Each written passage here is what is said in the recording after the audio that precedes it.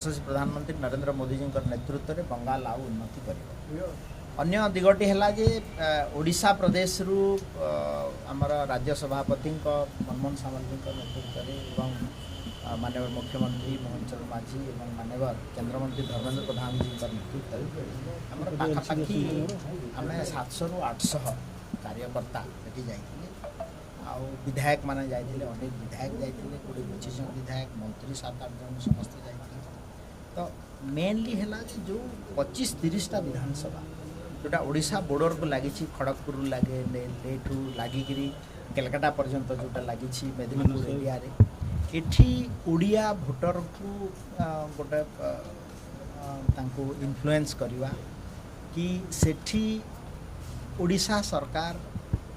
Bharatiya Janata party सरकार आसला परे कौन एठी परिवर्तन होइछि एवं को दिगरे से माने को प्रोग्राम वेस्ट बेंगल रे लागू हो पार तार गोटे तुलनात्मक चित्र मैं तांको देइथिलु एवं आपन के गतकाली देखिथिबे भारत वर्ष यशस्वी प्रधानमंत्री जेतेबेले तांकर हमर Bharatiya Janata party headquarter party office रु उद्बोधन देउथिले प्रथम जिनसटी कथा कहले जे स्वास्थ्य क्षेत्र एवं से निजे कहले जे जो दिन प्रथम कैबिनेट बसिबो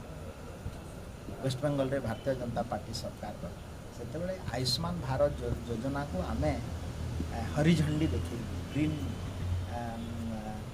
फ्लैग देखे तो निश्चित भाव में कौटी ना कौटी आमर ओडिशा आ वेस्ट बेंगल भितर जो संबंध प्रतिफलित होती निश्चित भाव में आगामी दिन में गोटे बड़ आशा आकांक्षा भितर जो अच्छा वेस्ट बेंगलवासी ताहा निश्चित चित्र सर देखो भुवनेश्वर एम्स रे प्राय 50% अधिक पश्चिम बंगाल लोक आसती ये चित्र बदल आग को निश्चित भाव में बदल कारण आम जिते भी जी ओडिया आमर मंत्री विधायक कर्मकर्ता जाइछंती आपण देखंतु सेपटे मेदिनीपुर रु नेइकरी खड़गपुर एपटे कलकाता बालेश्वर अंचल पाखापाखि माने एम्स आ एससी मेडिकल कॉलेज रे मैक्सिमम संख्यार बंगाली लोक पश्चिम बंगर लोक ट्रिटमेंट आसती गोटे कथा कहती से आम जदि ये बीजेपी सरकार था आयुष्मान भारत लागू ही था एवं आम 32,000 हॉस्पिटल सारा भारत वर्ष में तार ट्रिटमेंट सुविधा पाई